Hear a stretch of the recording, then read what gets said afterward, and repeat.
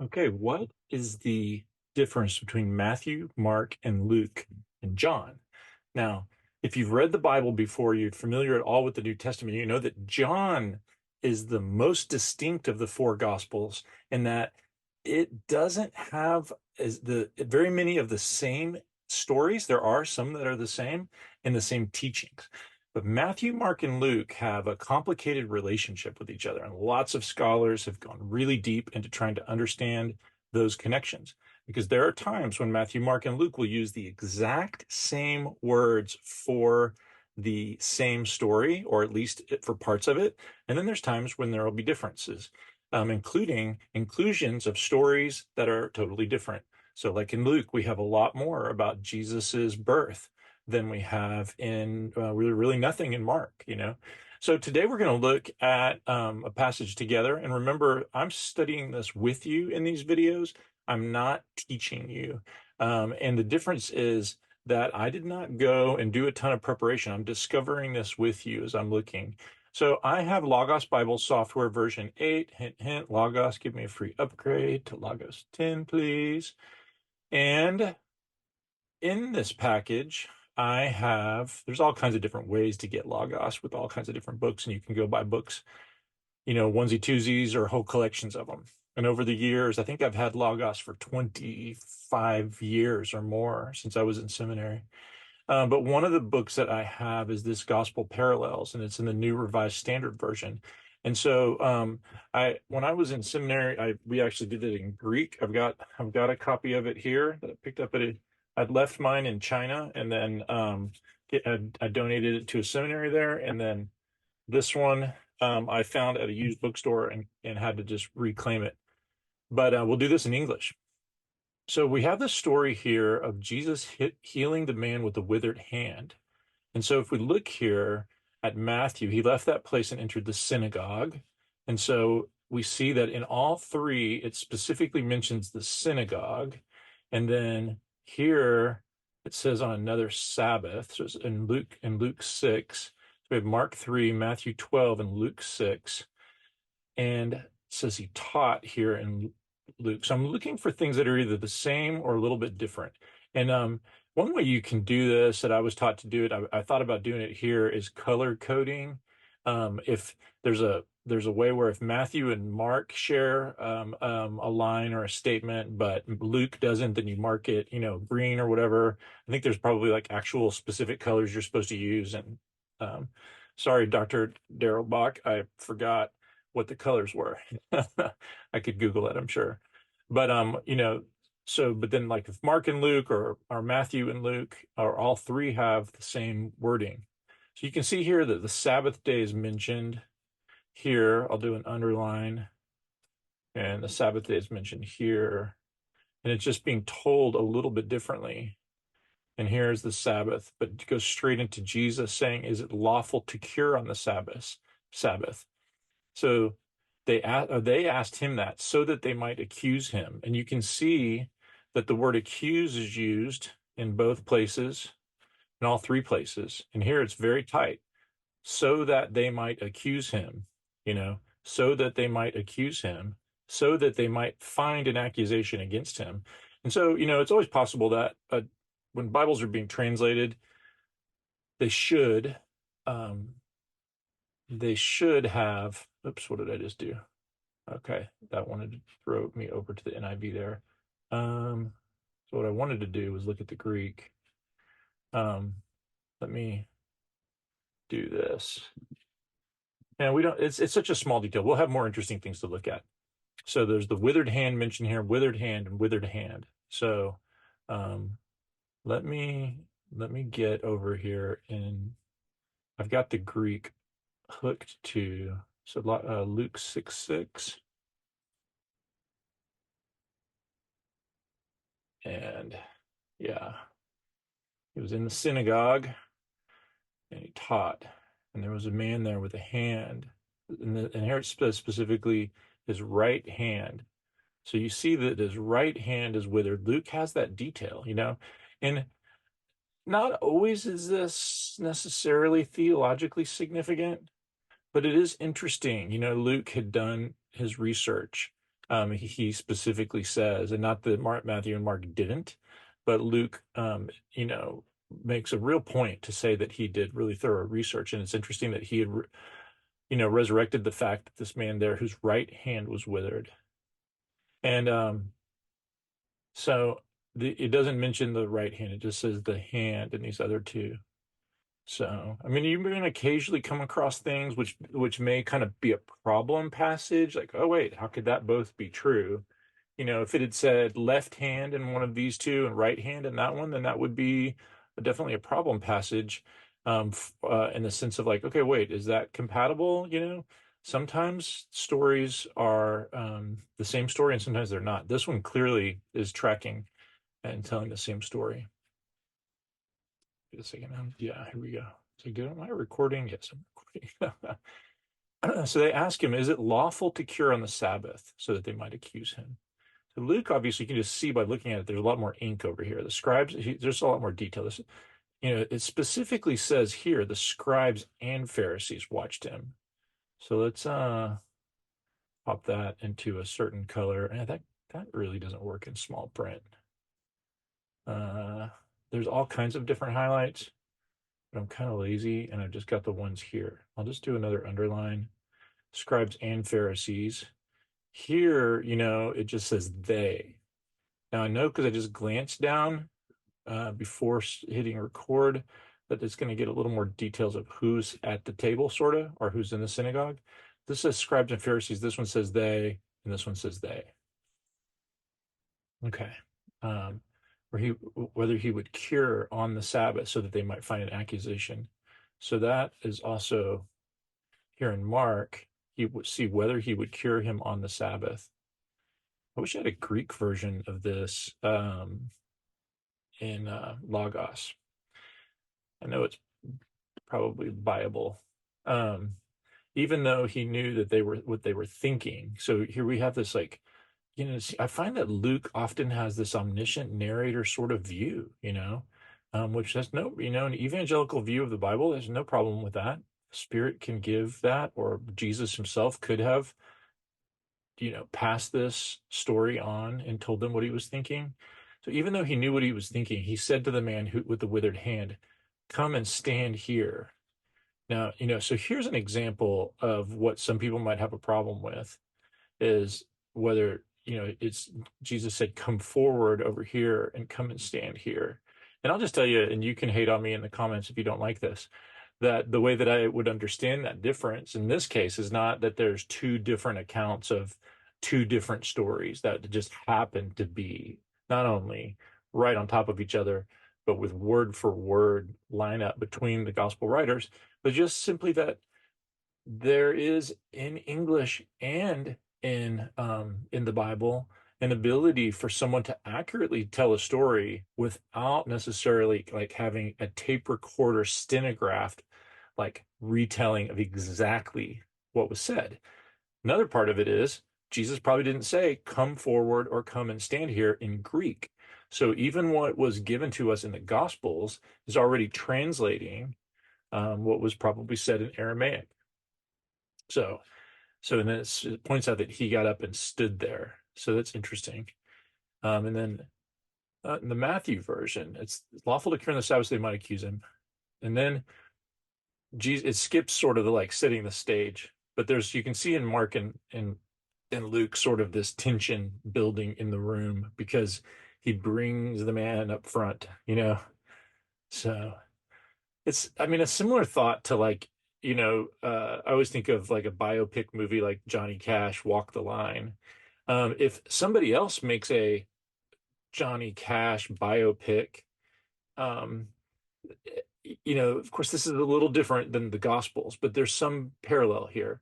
There could be two that would be quite different, even with a lot of the same scenes told in a little bit of a different way, and then still be true. I would want to pull that in a little tighter for the Gospels here, but you can see that they are biopics of Jesus's life for sure. There's choosing what we're gonna say and what we're not gonna say. It wasn't a, video of his 30-something years. All right, so Jesus says, and the way it works here, you got a little gap here in Mark, but Jesus says to them this little teaching. Suppose one of you has only one sheep.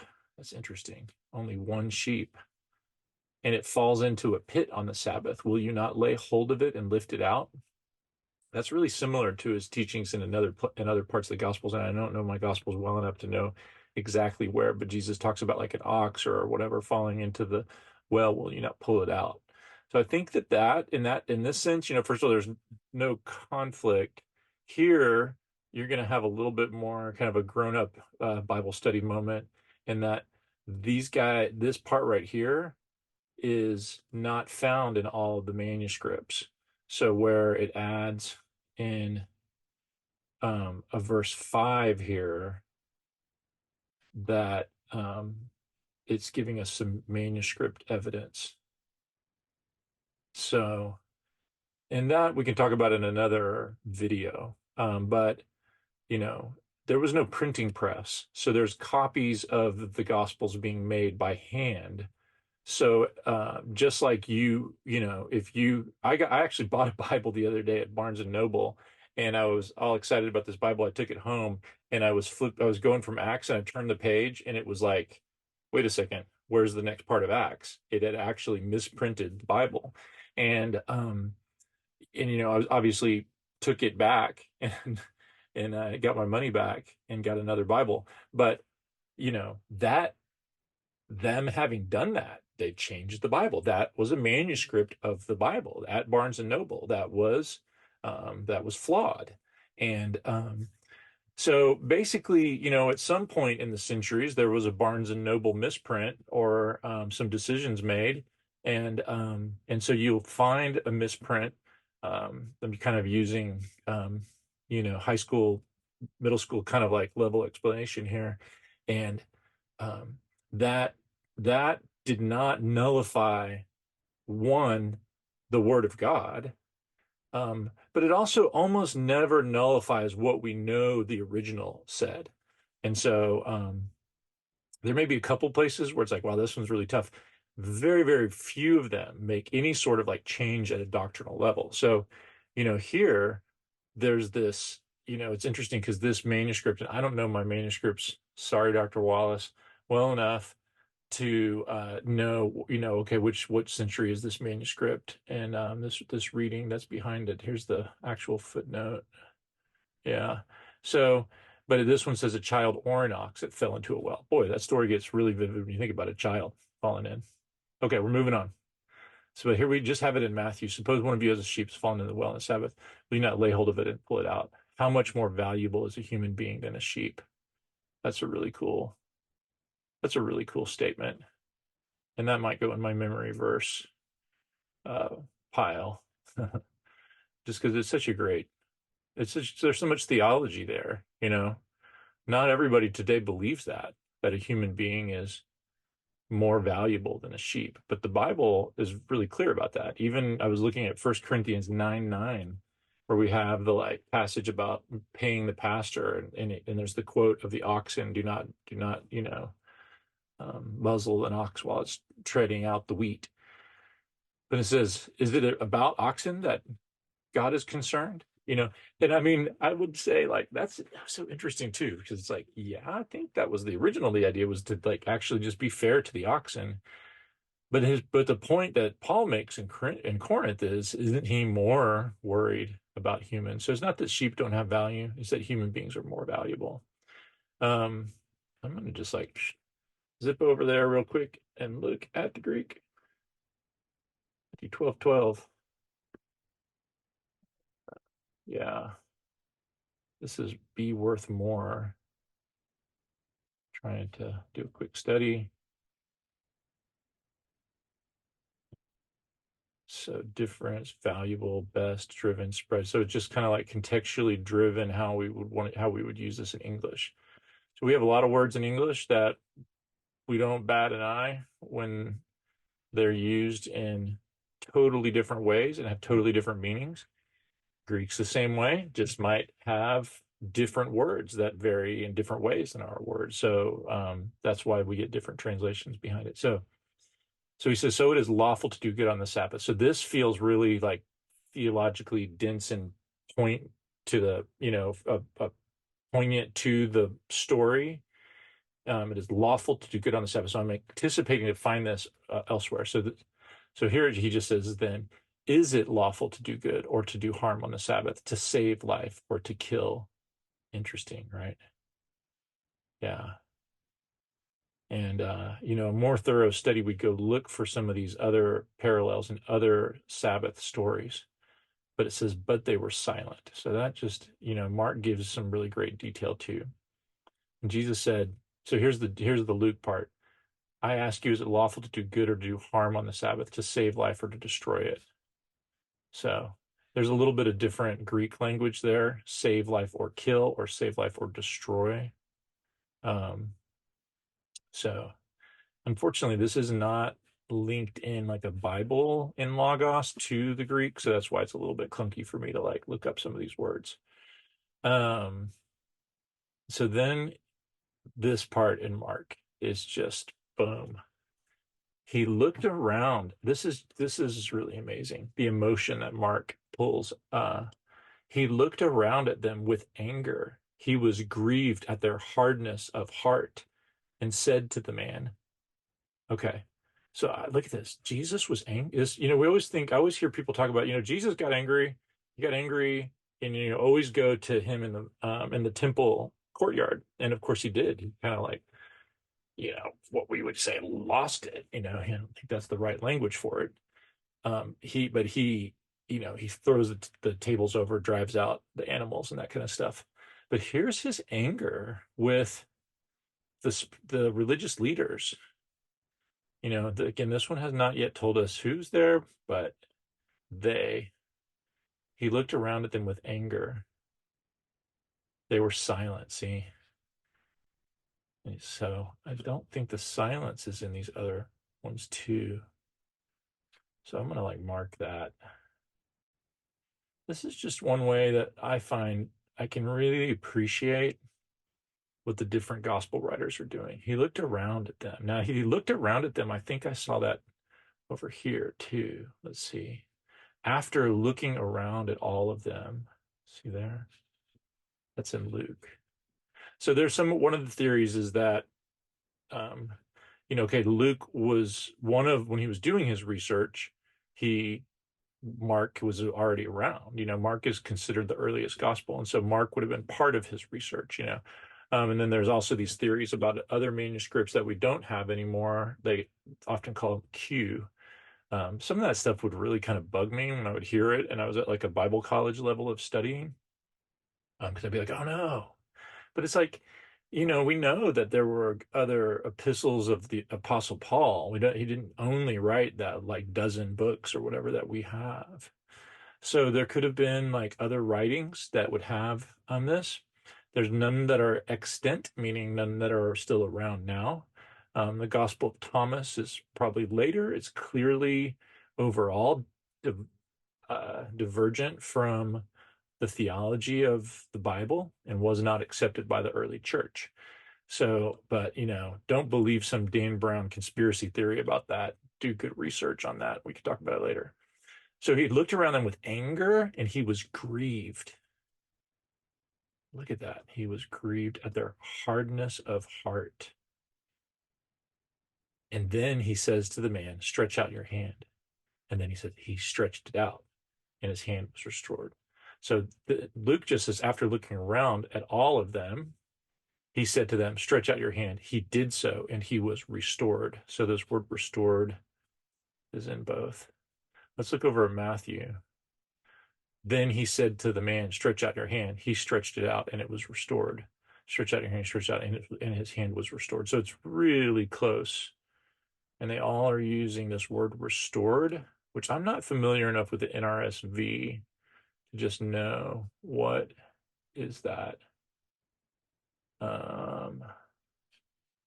What is this word? Sound or healthy? Hugies. I'm not familiar with this word. I'm going to just look it up. Oops. That's one way to do it. Or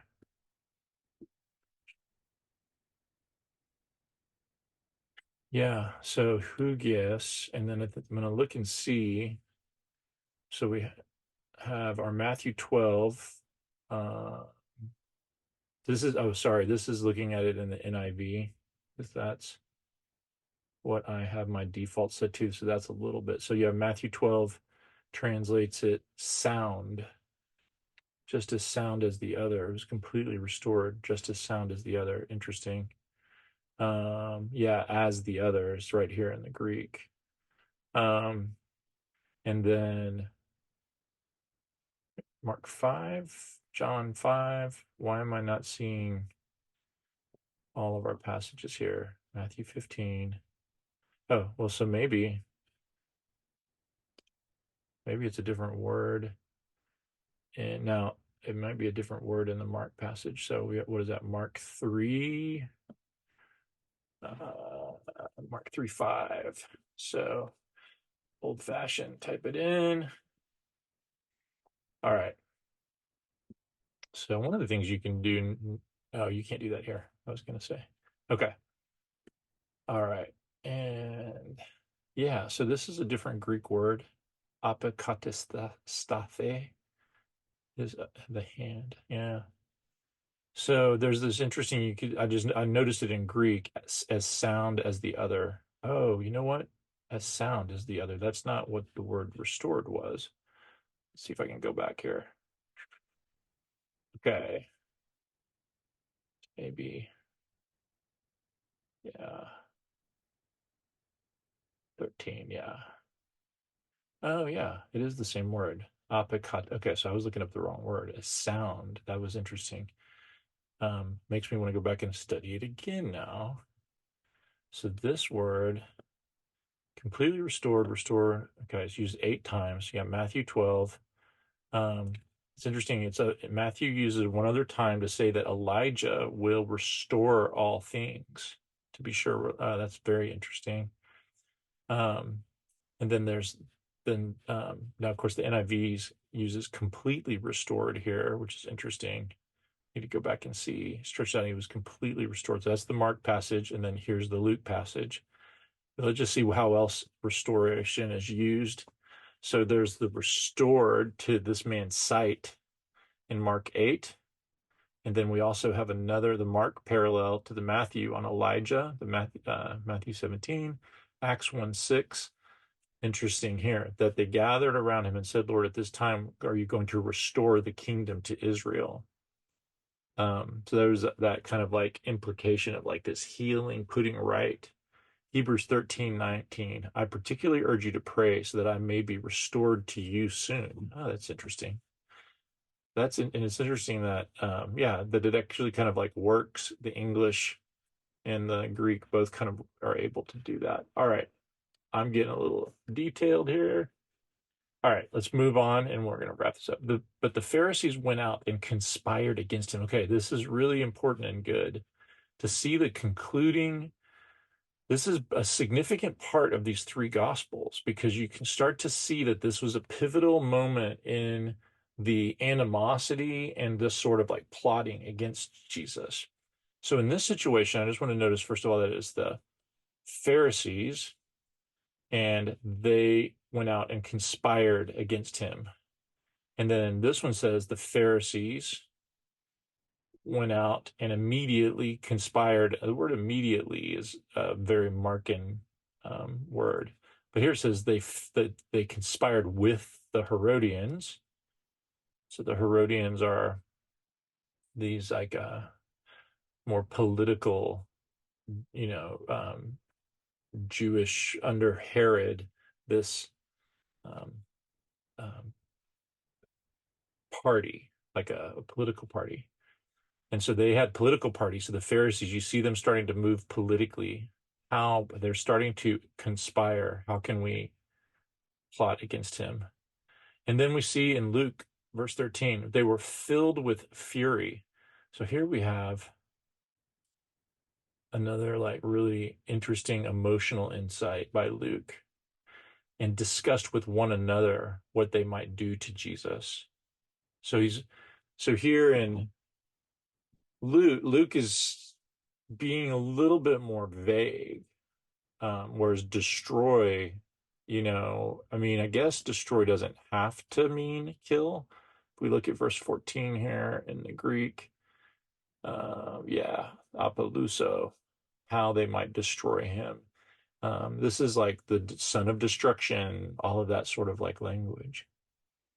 But in all of these gospels, and so, this is again something that's it's not in conflict here. The Pharisees went and conspired. It didn't say that they only conspired with themselves. And so that we see a little bit more clearly in these other two gospels. This can really enrich your reading of the gospels. I enjoy looking at this. I'll make this content, even if only like 3 people over the course of 3 years look at it, because I'm enjoying doing the Bible study and looking into it. It makes it rich. If you follow my channel, which I'd love for you to do, subscribe if you haven't. I love to never touch the Bible without finding something that I'm going to take with me.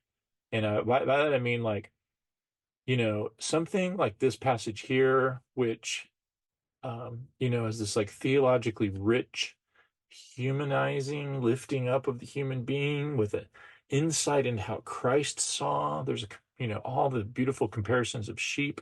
How much more valuable is a human being than sheep? So I will probably go put that into my memory, Bible memory app, and my scripture memory app, which is called Verse Locker on the app.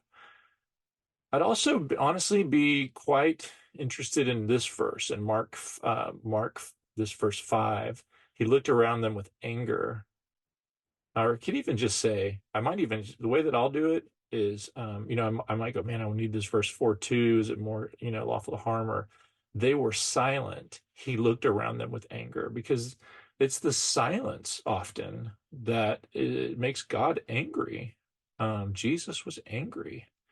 And he was grieved at what? At their hardness of heart. I mean, they were not moved by this man having a withered hand. They didn't give a rip.